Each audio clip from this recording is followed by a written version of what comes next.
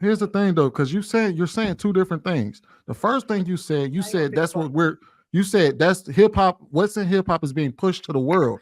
And you responded and you said that after I said black folks pretty much know all music. We are connected to all the music in our community. That may not be the music that everybody may not listen to neo soul, everybody may not listen to R&B, but black folks, by and large, listen to all of those genres. We're probably more versed in our own music than anybody. So we know what our music is. Sweeney, we're being disingenuous. Like, we know exactly what Ruth is saying. Like, She everybody's being so she didn't. disingenuous. She said two She's totally talking different things. But about one, she's talking about the culture and she said the drug the culture, the public whole image. culture, and the violence public image of black people is like a world algorithm for what black people are and what they represent.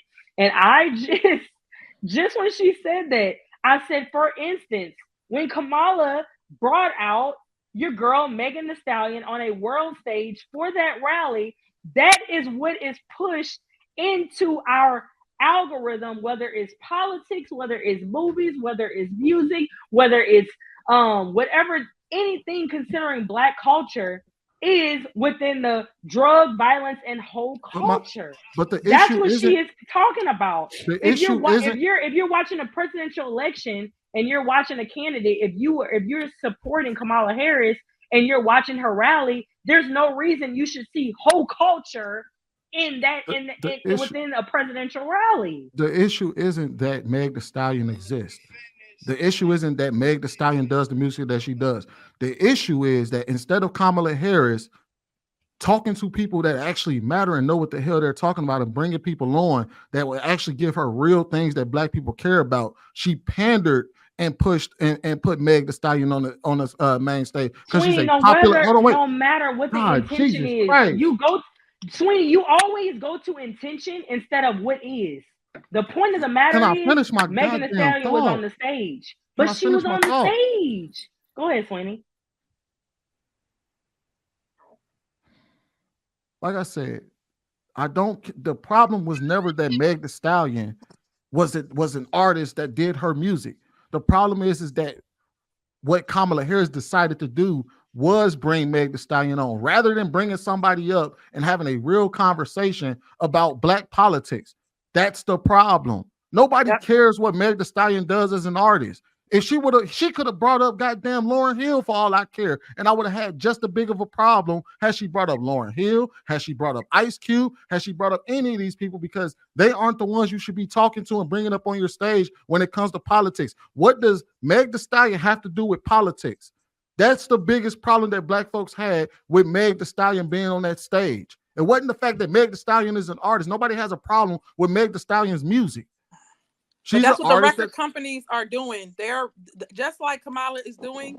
That's what the record companies are doing. They're pushing out the most negative things they can think about. But they're like 10 steps ahead of us. They keep pushing out this negative thing. It's always an invisible hand doing this stuff, and then we get the blame. I'm feeling y'all. I understand what you're saying. We get the blame for all of it. It's not just us. It is propaganda, and you can't like the government knows how to have subliminal messages go through all of the things that you see on TV.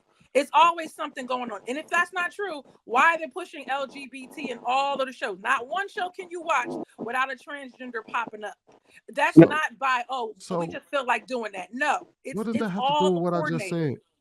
It has What is everything to that? do with it because that's what they said. We're going to make sure that every black person believes that they can only be a rapper or a ball player. That's why the girls always going for the drug dealers because that's what they've been promoted on TV ever since they were a child. And now all of a sudden, when they're grown women So and they're you going after that and they become baby mamas to But these see, I men, would y'all trying to figure out where did it Ruth, come from? It came from the TV that Ruth, they were watching. It came from the music that they're listening to. It didn't come out of this thin Ruth, I would air. argue that though. Look, I would argue that though because I feel like that's not necessarily.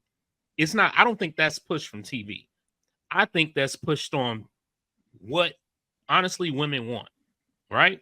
So we know women. Listen, hold on. Hear me out. if, Let me if they let me had cook. if they had Hold on. doctors Let me and cook. lawyers Let me and cook. Let engineers, me cook. that's Hold what on. women would Let want me because they cook. make God, No, money no, no. too. Let me cook. Let me explain what I'm They getting at. still hurt me. Let me explain what I'm getting at.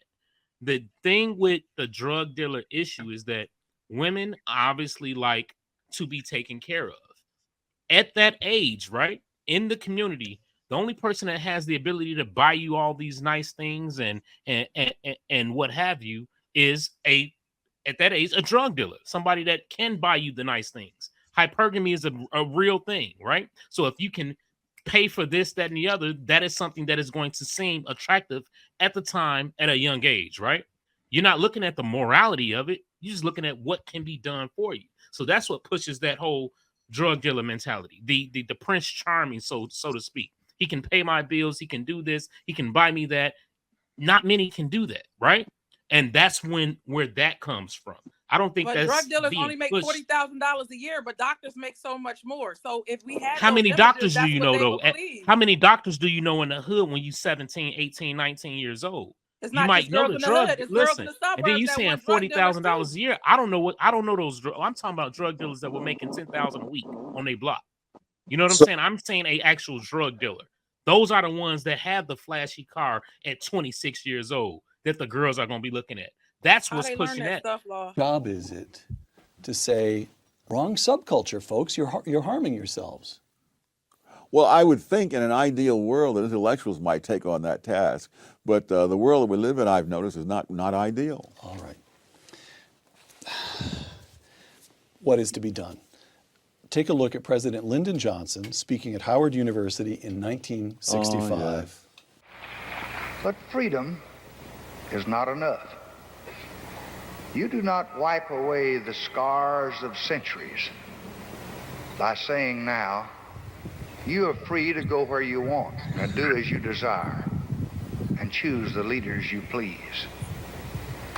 You do not take a person who for years has been hobbled by chains and liberate him, bringing up to the starting line of a race, and then say, you are free to compete with all the others, and still justly believe that you have been completely fair.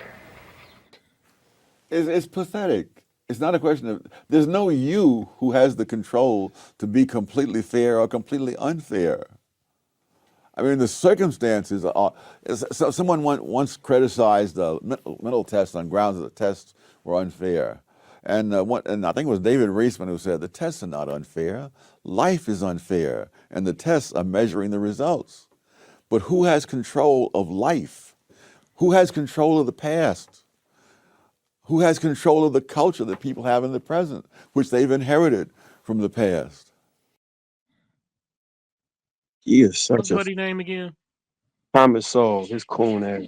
Where he just Soul, right? S-O-W-E. so that man, Lyndon B. Johnson, clearly said, yes, we can change you up and brought you to a race, and then told you to run after you've been enchained all of this time. And it's unrealistic to believe that you could have a just life. And this coon ass nigga gonna say, man, that shit on them. Get your goofy ass out of here. That's why fucking reparations. Look,